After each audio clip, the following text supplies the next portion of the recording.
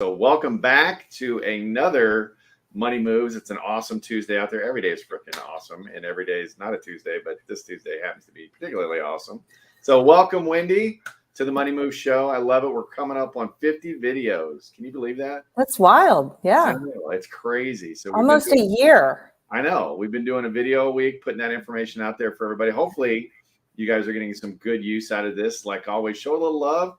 Down below is a little subscribe button. That's how you show your love. We're not asking for GoFundMe or anything like that. Just a simple click and a like and a love and a share is all we're looking. So we've got some exciting stuff to talk about today, right? Mm-hmm. We were talking, was it last week or the week before? I don't know. There's all these gurus out there, and we talk to people all the time about how confusing this gets. And there's all these different people saying all these different things about all these different strategies. And it's actually kind of simple. When you talk about growing money and how do you want to grow money, it's really, really simple. So we're going to give you 3 key ways to grow your money. And that's really the only 3 ways out there. If you boil down all the minutia, all the stuff, as we'll call it, right? And so we're going to talk about that. We're going to show you the 3 different ways to grow money in America. So do me a favor, reach out to your friends, family, text them real quick. Hey, you wanted to learn how to build wealth? Get on here now and jump out and join our video. We'll get started in just a second.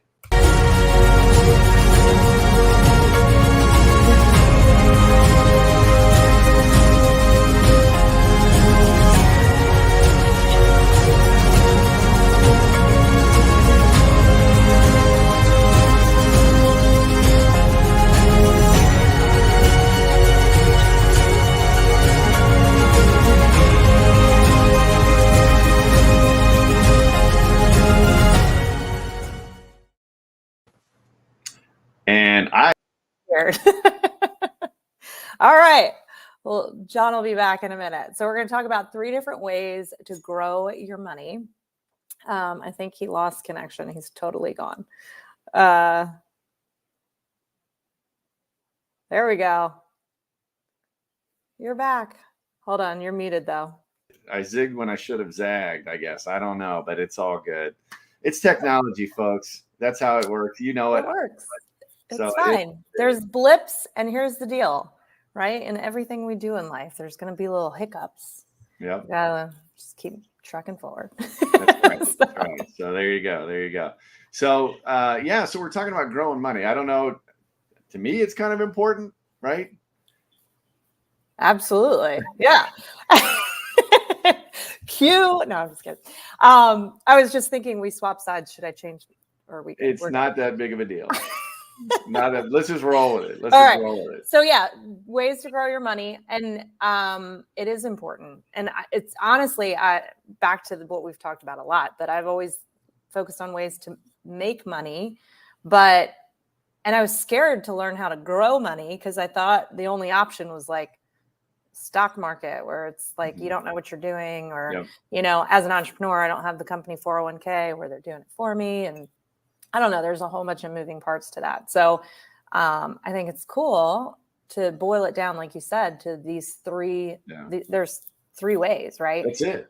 And, that goes back to kind of what we were talking about. I mean, middle class, we're taught how to make money, right? We're taught from an early age. Our school system's designed to help us be good worker bees. Like it or not, that's the truth, right? Mm-hmm. And so we're not taught about entrepreneurship. We're not taught about, getting creative and things like that. We're taught about how to do a good job. Even when you go to college, you've got to pick your degree. Okay, I want to go get a job in accounting, or I want to go get a job in business, or I want to go get a job in chemistry or something like that. And that's the line you take, and we've gotten away from trade schools, which is unfortunate. But even, then it was, okay, I want to go and be a plumber. I want to go and be a mechanic, right? So it's all taught about how do you go out, get a good job, and create an income. That's what we're taught how to do, is make an income. And then we start, having conversations of, I work so hard. You need to work smarter, not harder.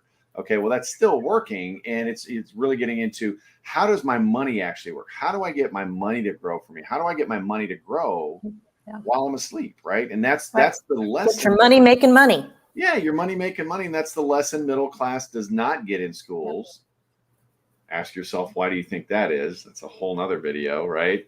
But it's one of those things when you really boil down the fat. And I was in the same journey that most of, you and I have talked about this before, Wendy, where, I was going and I was working harder and harder, getting promotion after promotion and stuff like that in my corporate days.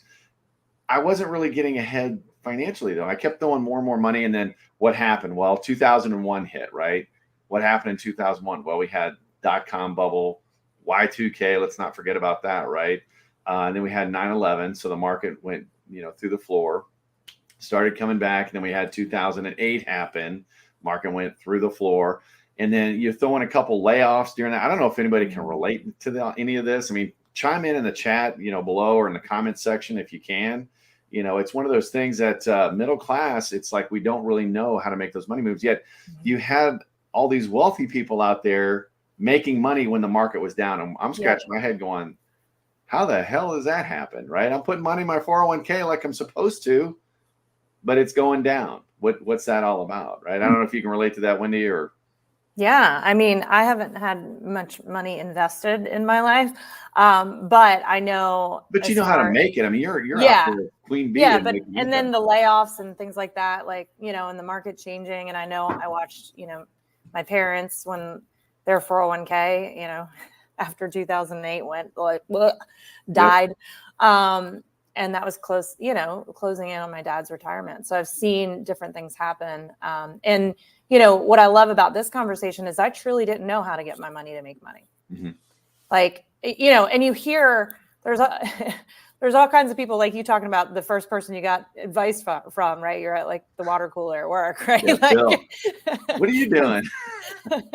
But like, that's how it is right now with like crypto. Like there's so many opinions on all these different things and where to put your money. And I don't know if people are like me, but I get where it's like information overload and then I just get paralyzed and I don't do anything. Yep. So what I love about what you teach and what I now have learned and can teach is that it's actually pretty dang simple, right? It is. And so we're going to walk through that today. And then when you're empowered with that knowledge of how simple it truly is, then you can make educated decisions and you can stop being paralyzed in it and start making those moves to set yourself up for success. Yeah. Well, and even beyond that, I mean, a lot of folks will go talk to an advisor, one of those companies, I'm not going to name names, but, and they'll have a conversation where that person's trying to impress you with what they know that you don't. So they'll talk over your head and they don't really explain it, right? They don't have the layman's term conversation, which is what I built the company Turning Point Group. I built that company based on that because I wanted to have a real conversation with real people and have a back and forth so we could empower people to make educated decisions. And then, the advisor is truly advising, not telling you what to do. They're just advising you on what you can do and what are the options, things like that. But you are empowered to make an educated decision, right? So let's kind of jump over that. As far as, how do you grow your money, right? There's three basic ways, and we've got a nice little video or chart here that I use when we're talking Turning Point Groups. That's my company, right? That we actually help families and do planning and stuff like that. So we use this video to kind of articulate how do you grow your money. And we'll talk a quick second on taxes too. But, there are really three basic ways that you're going to grow your money, right? So you look at how am I going to grow my money? Well, the first way is really kind of looking at that is fixed, right? And these are the three ways you're growing money in America. This is it, right? So don't overcomplicate it. And I know we're going to have people chime in. Well, if you look at this, and the others, there's variation. And I get that, right? Just like Chevrolet has a bunch of different models. These are the three basic types of growth out there, the three basic types of car out there, right? So you look at A, that's fixed. Okay. So this is probably your savings account, or if you're, a little older, maybe you have some CDs or things like that. And, there's whole life policies. You've got some gurus out there talking about whole life to grow, wealth and stuff like that. But that boils down to a fixed rate of return. Mm-hmm. It's fixed. You know what it is and you know what it's going to be. And, unless you're talking whole life, because that can change from year to year based on some other factors. But it's fixed. Nothing to really get excited about. I mean, you ask yourself, do I want a fixed rate of return for my growth strategy, my wealth strategy? Well, yeah, if you're getting 20% fixed rate, yeah, of course I do. But that's not really the case, okay? Because anytime you've got some kind of guarantees or something like that, you're giving something up, right? And so you've got savings accounts, CDs, things like that. That's your fixed rate of return. Now, what I will say about that because it's a fixed rate, and I joke about this, when you go to the hospital, right? If your savings account is doing something like this, that's not great. But if you're in the hospital and you're hooked up to a machine and it's doing that, that's not a good day. We all know this, right? And that's really what's happening to your money too. It's slowly dying. I mean, you look at what's your rate of return on a savings account or a CD or something like that, and then what's inflation? Right. It's not even keeping up with inflation. Inflation's at 8.5% right now. Yep. So your money is literally dying a slow death when you do it that way. And you magnify that over 5, 10, 20 years, there's a huge difference. Yeah. Right. And you've seen that. We've talked about that with clients and stuff like that on how your money dies a slow death in fixed. So do I want my money to grow fixed? Well, then the other option, this is what a lot of us do in middle America, right? We talk about, 401k, my 403, right? If I'm in law enforcement, maybe it's a 457 plan or something like that, or SEP IRA or a traditional IRA. And this is what most of us in middle class are told or sold that we should be doing, right? Why? Because you get those big returns and this, that, and the other, right? And this is the rocky roller coaster ride that we're all used to. Well, it doesn't really pan out. And what I mean by that is we're told some stories along the way, and I'll call them stories because I don't want to use the other word on our video, but we're told some stories on here, and all of us are trying to get to that very highest point along this journey, right? We're going to try to time it where we retire right there at that tippy top peak. We never do. Nobody ever does, right? But we all try that. And we're told things like when we have losses and things like that, like I was talking earlier, 2001, 2008, things like that. Oh, don't worry about it. You'll get your money back. Right.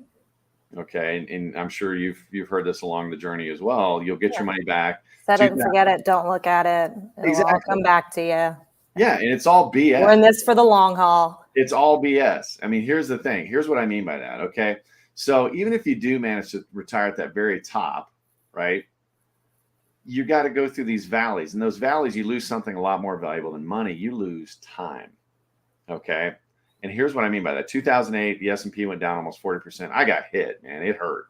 And I was told, don't worry about it. You'll get your money back. And they were right. I did in 2013. That's 5 years later.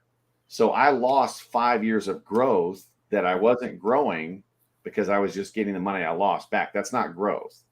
Okay. And it's not just that 5 years. It's the 20 years after that where that money should have been compounding, but it wasn't because it wasn't there because I lost it in 08. That's why if you look at 2000 to 2012, it's actually called the lost decade because nobody's money, if you had it in the market, really grew during that period. So think about that for a second. If you're working for 30 years and you're trying to save money, oh, I've got 30 years to do it. You don't actually have 30 years. You probably, because of market corrections and the time it takes to reset, if you will, you probably have about 15 years. So about literally half the time you think you do. But that's variable. Okay.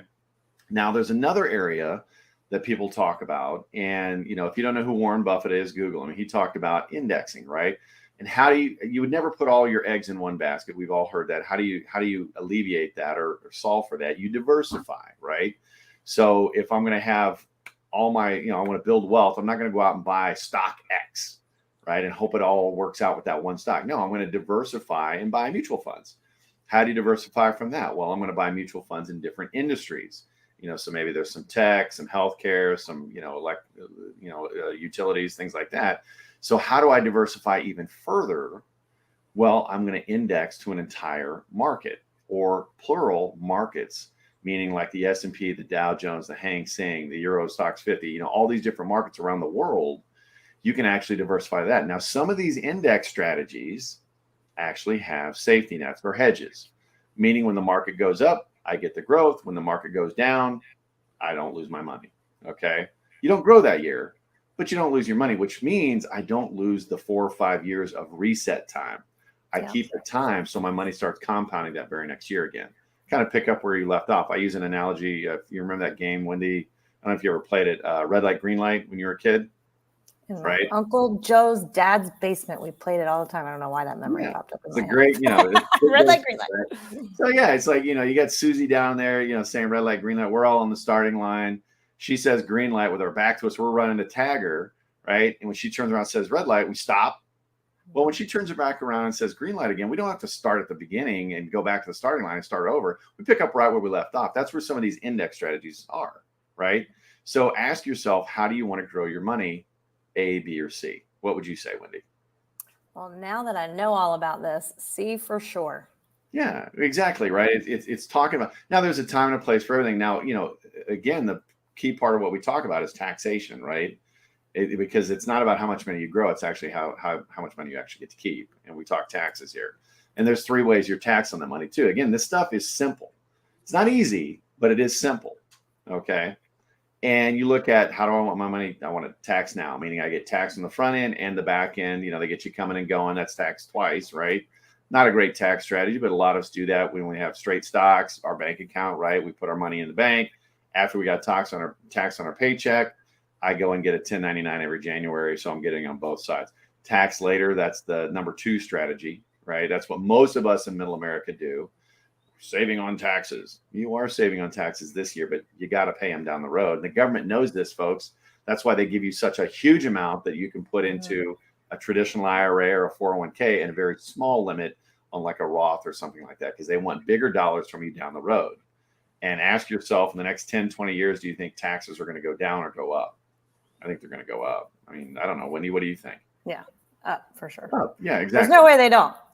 We're like at such a low right now. And yeah, historically, we're at an all-time low. And if you don't believe that, go out to the Google and look at it. Highest it's ever been is 94%, and we're in the high 30s right now. So, and then lastly is tax advantage. This is your Roth IRA. We talk about, LERPs, family banks, things like that. And you hear this out there too. That's a different tax advantage where I pay my tax today. I don't have to worry about it down the road. So I'm done, as long as you follow the rules and stuff like that. So, looking at how I would want to be taxed, I'm all about tax 3.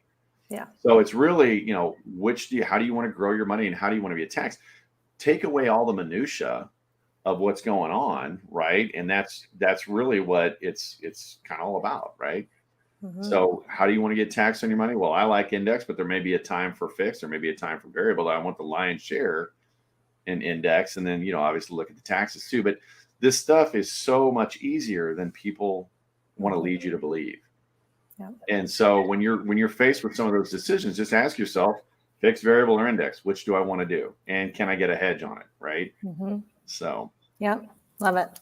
And if you guys want us to help you with a strategy for your specific situation, right, and know how much money needs to be going in each of those buckets, drop the word wealth below and we'll send you a link where you can schedule time to get with us and figure that out for you and your family. And again, it's that education. Like, what I love about what we do with families is show the information, make it every step of the way. Does this make sense, right?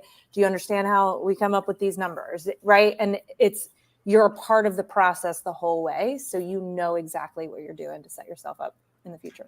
That's the thing, man. Nobody's going to care about your money more than you. Okay. They'll help you and things like that. But if you're working with somebody and they're telling you don't look at it, set it and forget it, that's a red flag. It's my wealth. I'm looking at it. I don't want to say every day, but every other day at least, right? I want to keep an eye on it. It's a lot simpler than people realize, folks. That's what this whole channel exists. We're trying to show you, learn it, watch it and learn it, and then subscribe and share. So that's the other ask too. So, hey, I want to thank you again, Wendy, for being here. Thanks everybody for tuning in this week. It's a great money move. So hopefully you're getting some love out of this and learning some stuff. And I want to hear if you are picking some stuff up, right? Chime in the comments below. And I know we were on a bunch of different platforms too, but if you're on our YouTube channel, follow us, like us there, share that link too. Go out, search the channel at Black Swan Money. You'll find it, share it with your friends.